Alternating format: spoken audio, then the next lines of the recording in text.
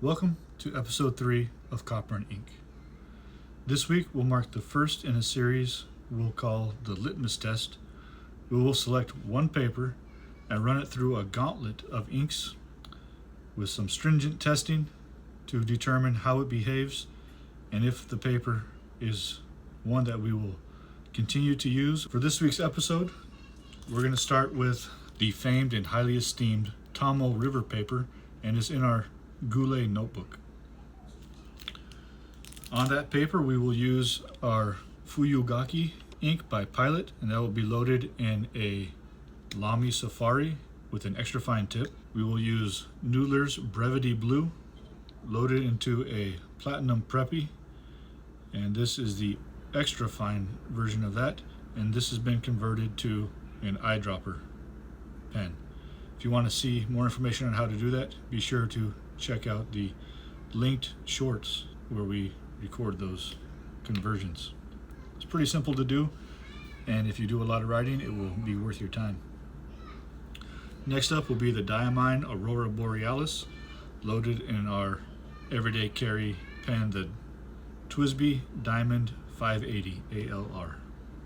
Next up is the Pelikan 4001 in the violet color, also loaded into a converted platinum Preppy, and it appears I misspoke. This is the extra fine version. This is the standard fine version.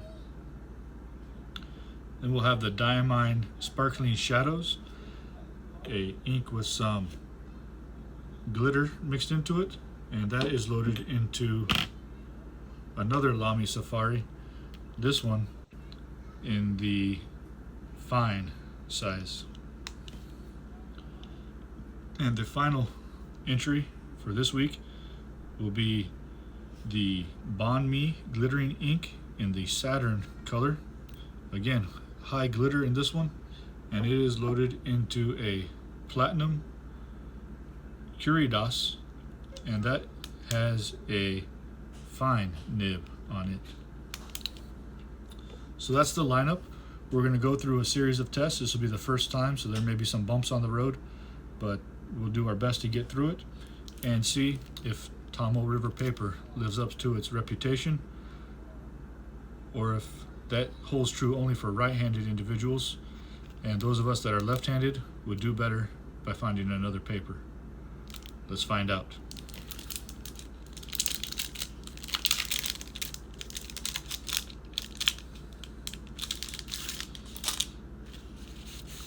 It does have a nice texture cover to it.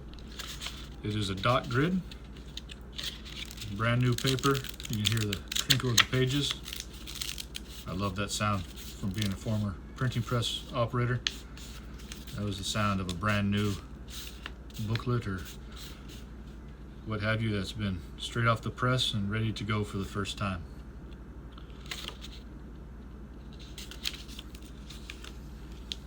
So let's clear the table and we'll get started with the first round of tests.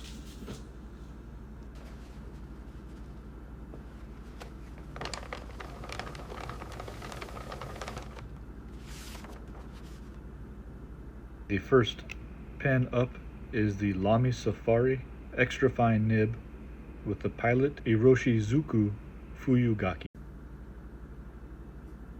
We have our format laid out here, and we'll begin with our first test.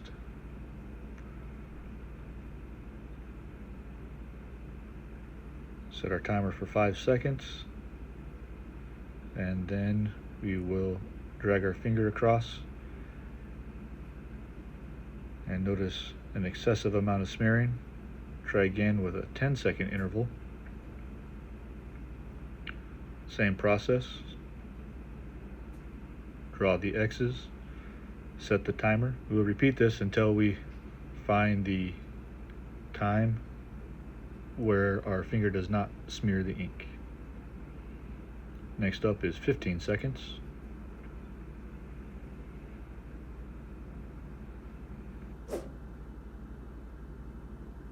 Still a little smearing. Let's try again with 20.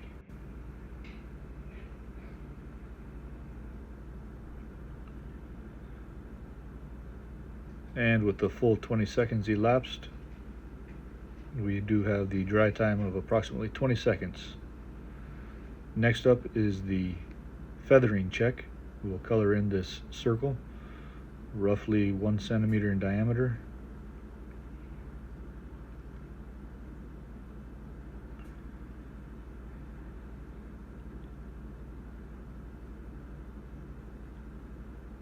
And we'll let that sit.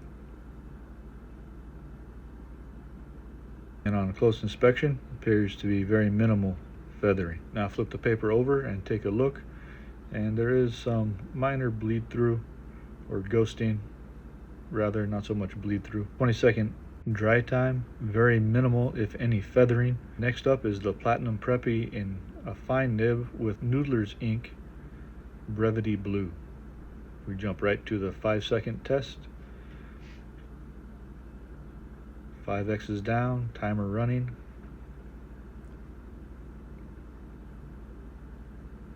And no smearing at 5 seconds. Surprising result. We will eliminate the 10-second test and we'll drop down to 3 seconds. X's are down, timer running. And again, no smearing at 3 seconds. Drop it to 2 seconds.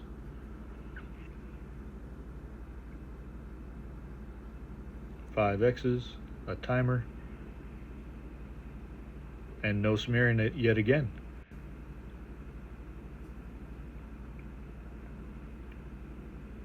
One second on the clock for this final set. X's are down, clock is running, and extremely minimal smearing. And when we zoom in on the feathering test, there's very minimal to no feathering. Next up is the TWSBI 580 ALR with an extra fine nib using the Diamine Aurora Borealis ink. Let's begin with the 5-second, and we make our 5 X's. Time is on the clock.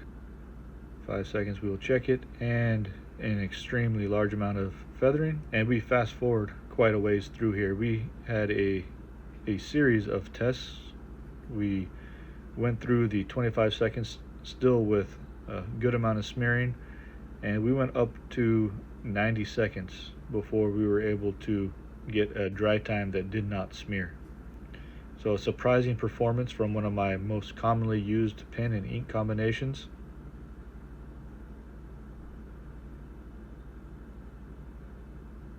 The next contender is the Platinum Preppy, also in extra fine, and this one is using the Pelican 4001 Violet. Throw down the first batch of X's, start our timer. 5 seconds go by, and we will drag our finger across. And again, there is some smearing here, but it is not as bad. Try 10 seconds and see what we have.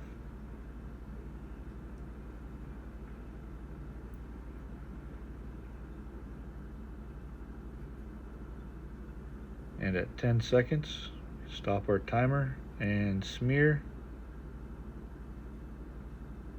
We'll do a 15-second test just for good measure.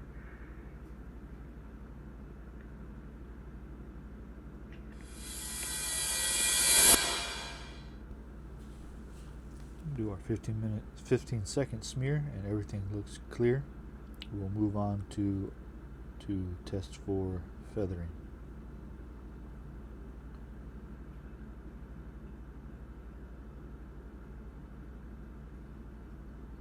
You will notice this ink is going down very wet. However, you can see it's drying fairly quickly while it's in that circle there, and not even spreading out too much within there. It's a very smooth writing ink and pen combination. Check for ghosting and bleed through. No bleed through and no feathering. Next up is the Lamy Safari Diamine Sparkling Shadows ink, and the bottom of our X's again are giving us some of that undesirable smearing there on those downstrokes. Run this again with 15 seconds.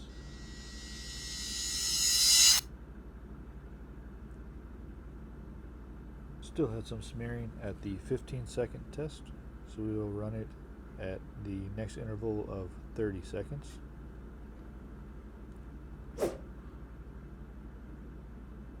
And still some smearing, not nearly as bad as earlier tests.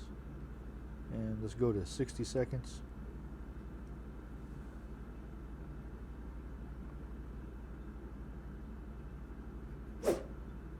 And at 60 seconds, the ink is holding fast, no smearing. So somewhere between 30 and 60. So let's do an additional test at 45 and see how it fares here.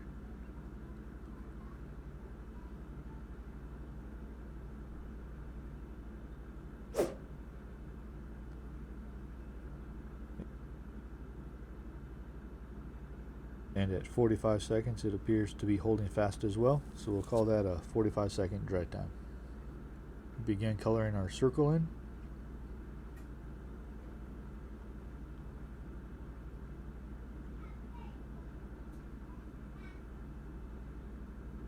And we're able to see that it is going down wet, but it appears to be drying fairly quickly, as you can see the wetness and the sheen of it kind of disappear. A close-up look, and appears to be no feathering, no concerns there. And on the bleed through and ghosting, that the ink is definitely visible from the other side, but no bleed through. Next up is the Platinum Curidas in a fine point, and it is filled with the Bon Me Glittering Ink Saturn. Here we are ready to go. We have our X's going down, 5 seconds on the clock.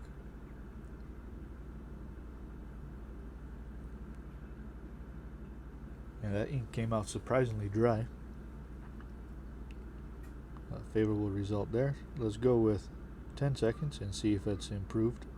We will jump to 15.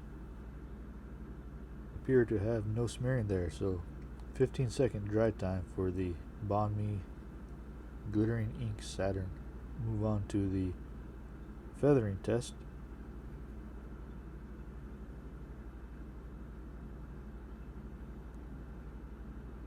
And as you can see, this ink is going down fairly dry. It is not going on very wet at all, and it is not feathering. It's barely coloring in the circle itself. So a strong performance from the Tomoe River paper on this regard as well.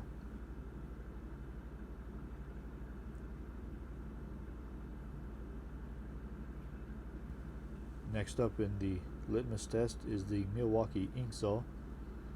This seems like a torture test for any kind of paper. Let's see what results we get here. Absolutely no smearing. Flip the page over and look for the bleed through and ghosting for sure on this one. Continue on the next to see how it works with a mechanical pencil, and this test proceeds as about as well as expected. No smearing, no smudging. Everything appears to be. Next up to run through the litmus test is the Zento, and I wrote down 0.5, but this is actually the 0.38. I have 5 seconds on the clock with that first set of marks, and we get some smearing. A surprising result. We would have expected a stronger performance. Here comes a 10-second test, and again still some smearing. Several of the fountain pen inks performed better than this. This is a unexpected result. 15 seconds on the clock. If you notice on those last couple of X's there, we still had a little smearing there. Let's try it at 20 seconds.